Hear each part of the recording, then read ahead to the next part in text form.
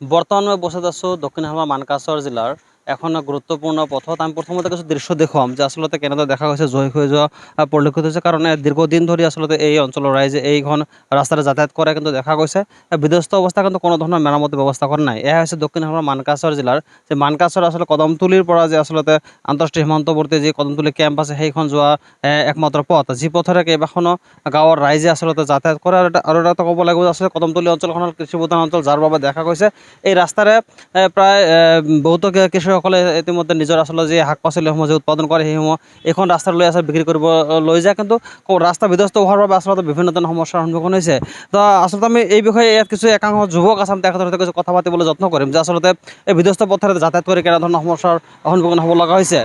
আমি কথা পাতিবলৈ যত্ন কৰিম কাৰণ যিহেতু ইয়াত একাংশ যুৱক আছে তেখেতৰ সৈতে কথা পাতিম আমি। দাদা কি নাম আপোনাৰ? মোৰ নাম মোহাম্মদ আসিফ আক্তাৰ। ঘৰ ইয়াতে ওচৰত। এইটো অফিচিয়েল নাম ঝাউডাঙা পাৰ্ট 3 আৰু এনে কদমতলি বুলি কয়। এইটো বহু বছৰ লৈ হৈছে, বহু বছৰ পৰা হৈ আছে। নহয় ঠিক কৰা নাই, ডিমাণ্ড দিয়া হৈছে বহুবাৰ কিন্তু ঠিক কৰা নাই এতিয়ালৈকে। এইটো কিমান মানুহে আপ ডাউন কৰে এইটো ৰাস্তা দি, সেইটো মানে নিয়াৰ এবাউট 500 পিপল হয়। অঁ এইখন পথ হয় হয়, সিহঁতৰ বহুত অসুবিধা হয়, বহুত অসুবিধা হয়। সিহঁতে মানে কি সিহঁতেতো সিফালৰ ৰাস্তা ইউজ কৰে, সিহঁতে যোনটো কুচনিমাৰি দি ওলায় এইটো ৰাস্তা ভাল কিন্তু এইটো ৰাস্তা বহুত বেয়া। এইটো ৰাস্তাত এটা যদি বাইকো যাব খোজে এইটো বাইকো পৰি যায় চাইডে, মানে ৰাস্তাৰ কণ্ডিশ্যন ইমানেই বেয়া আৰু বৰষুণ দিলেতো আৰু বেয়া হৈ যায়। তো এতিয়া আমাৰ আবেদন এটাই থাকিলে মানে অহা যোনটো ইলেকশ্যন আহি আছে তাতে ডিমাণ্ড এটাই থাকিব, ৰাস্তাটো ভাল কৰিলে আমাৰ গোটেইকেইটা মানুহ যোনটো থাকে ইয়াতে বসবাস কৰে সিহঁতৰ কাৰণে ভাল হ'ব আৰু আমাৰ গোটেইকেইটাৰ কাৰণে ভাল হ'ব। ইমান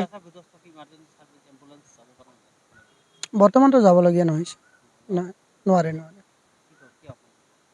সেইটোৱে মানে যোনে লিডাৰ আছিল লিডাৰৰ পৰা এটাই আবেদন থাকিল বা ডিমাণ্ড থাকিল এটাই যে ৰাস্তাটো যিমান শীঘ্ৰে কমপ্লিট কৰিব পাৰে সিমান মানে আমাৰ মানুহকেইটা ভাল হয়। বাকী এতিয়া চাওঁ কি হয়।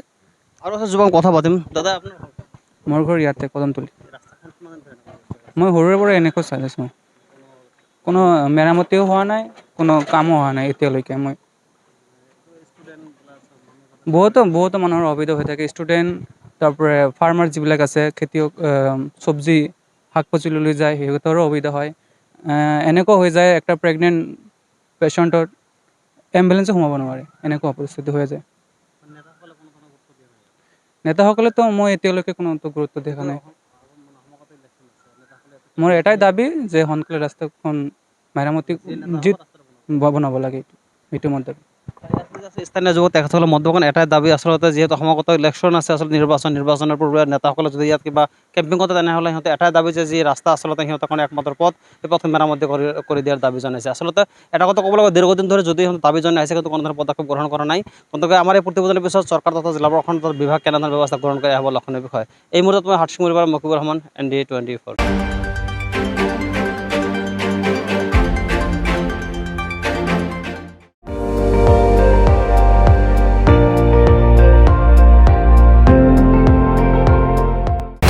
আপুনি চাই আছে ND24, সৰ্বশ্ৰেষ্ঠ নহয় সৰ্বোত্তমৰ দৌৰত।